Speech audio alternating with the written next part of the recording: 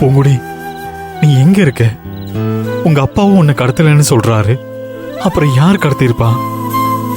உன்னை ஏதாவது பண்ணிட்டா என்னால தாங்க முடியாது பூங்குடி. தம்பி, தம்பி,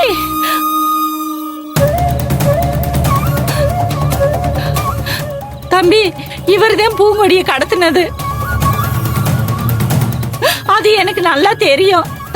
உண்மையை வெளியில சொன்னா என்னை கொன்றுவேன்னு மிரட்டி வச்சிருக்காரு. என் உசுறு போனாலும் போட்டும் தம்பி.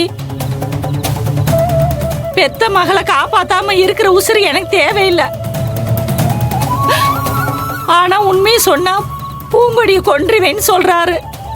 அதனாலதான் நான் பயந்துகிட்டு யாருகிட்டயும் சொல்லாம இருந்துகிட்டேன். தயவு செஞ்சு நீங்க தான் தம்பி என் பொண்ணை காப்பாத்தணும். அவர் சொன்னது உண்மை நினைச்சு நீங்களும் ஏமாந்துடாதீங்க. அந்த ஆள் இப்படிதான் நடிப்பாரு. இப்படியேதான் எல்லாத்தையும் ஏமாத்திக்கிட்டு இருக்காரு. எப்படியாவது அவளை காப்பாத்துங்க தம்பி. அவ உசுருக்கு எதுவும் ஆயிடக்கூடாது. இப்பவே அவர்கிட்ட போய் ஏன் இப்படி பண்ணாருன்னு கேக்குறேன். சரவணன், சரவணன், இங்க பாருங்க.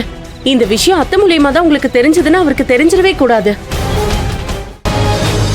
அப்படி மட்டும் தெரிஞ்சது சத்தியமா சொல்றேன், அத்தையை மட்டும் இல்ல பூங்கொடியும் அவர் கொன்னுடுவாரு. கொஞ்சம் கூட யோசிக்கவே மாட்டாரு சரவணன். பரவாயில்ல தம்பி, என்னை கொண்டாலும் கொல்லட்டும். ஆனா பூங்கொடியை காப்பாத்துங்க தம்பி. அத்தை என்ன? பின்ன அவளை விட்டு கொடுத்துட்டு நான் மட்டும் எப்படி வாழுவேன்?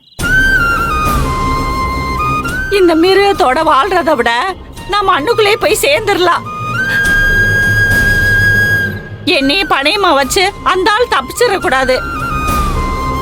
தம்பி, நீங்க உடனே போங்க தம்பி. பூங்கொடியை காப்பாத்துங்க தம்பி.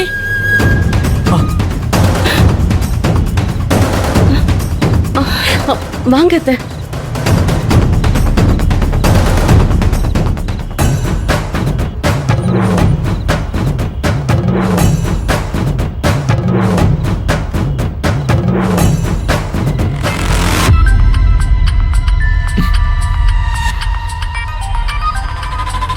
தலைவா, போன் வந்ததுல இருந்து நம்பரே வெறிச்சு பாக்குற. அட்டன் பண்ணி என்னன்னு கேளு. டேய், அந்த ஆள் தான்டா ஃபோன் பண்றான்.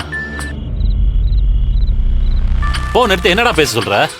ஐயா ஐயா, உங்க பொண்ணை கடத்த நாங்க 3 பேர் போனோம். ஆனா நாங்க கடத்துறதுக்கு முன்னாடி வேற யாரோ கடத்திட்டாங்கன்னு சொல்ல சொல்றியா? தலைவரே, எப்படி இருந்தாலும் சொல்லிதானே ஆகணும்.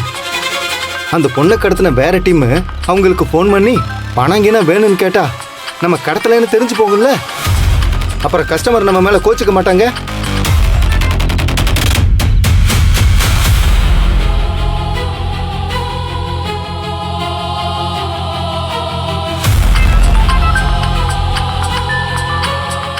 எடுத்து ஏதாவது சமாளி தலைவரே. சொல்லுங்கடா என் சிங்க குட்டிகளா. நீங்க சொன்னது மாதிரியே கரெக்டா தூக்கிட்டீங்க போல. உங்களுக்கு பேசுறதை விட 1 லட்சம் ரூபாய் எக்ஸ்ட்ரா தரேன். சூப்பர்ரா. நான் அவளை மட்டும் தான் கடத்த சொன்னேன். ஆனா அவ புருஷனுடைய மண்டையை உடைச்சு எனக்கு போனஸா கொடுத்துட்டீங்கடா. அதனால உங்களுக்கு 1 லட்சம் ரூபாய் போனஸா கொடுக்க போறேன். என்ன டார்ச்சர் பண்ணா ஒளிஞ்சா. இனிமே என் பையன் கல்யாணம் ரொம்ப நல்லபடியா நடக்கும். சார், அது இல்ல சார். நீ எதுவும் பேச வேணாம். நான் ரொம்ப சந்தோஷமா இருக்கேன். என் பையன் கல்யாணம் முடிஞ்ச உடனே வந்துரு.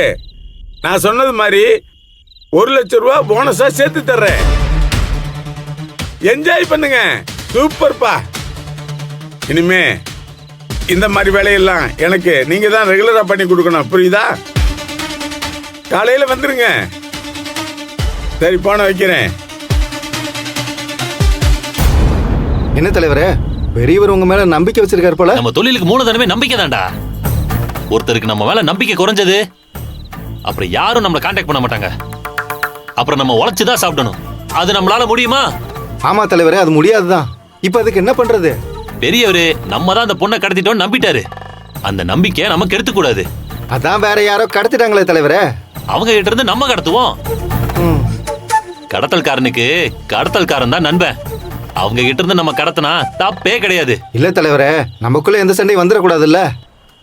என்ன இருந்தாலும் அவங்க ஹெல்ப் தேவைப்படும். அதுக்காக தான் சொல்றேன். டேய், நம்ம தொழிலை பாரபட்சம்லாம் பார்த்தா தொழிலை நடத்தவே முடியாது. அதுக்கு முதல்ல அந்த பொண்ணை கடத்தின அந்த மாபெரும் கடத்தல் கும்பல் யாருன்னு கண்டுபிடிக்கணும்.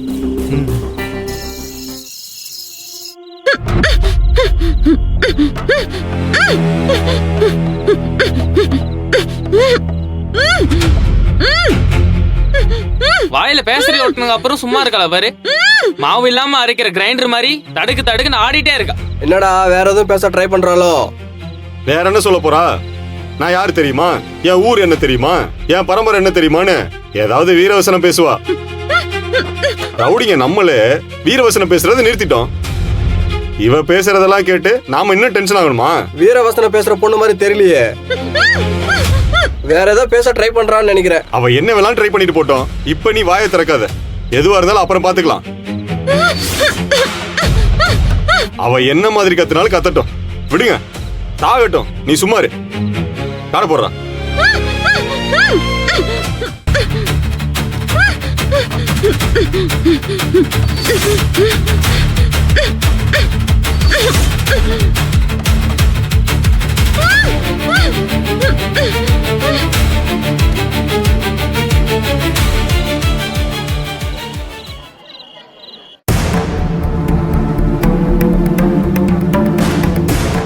என்னக்கா நீ வெளியே நிக்கிற?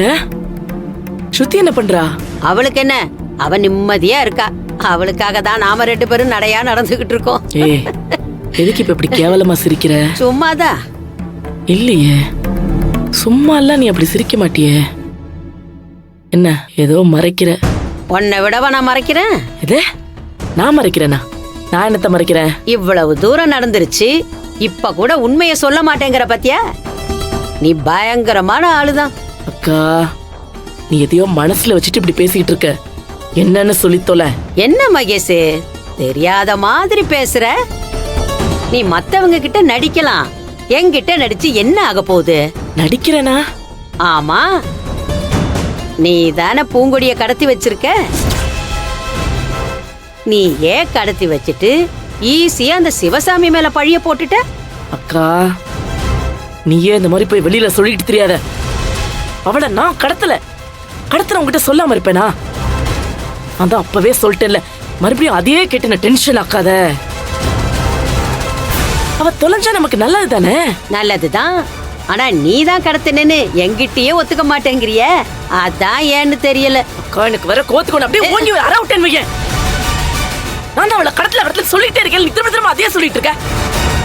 என்ன பார்த்தா அவனுக்கு எப்படி தெரியுது? எவன அவளை கடத்தி தொலைஞ்சிருக்கா, அது என்ன கொத்து விட பாக்குறியா? அவளதான் பாத்துக்க. மகேஷ், அதுக்கு ஏன் நீ ஏன் மேல கோவப்படுற? அவளை கடத்தினா நானும் தான் சந்தோஷப்படுவேன்.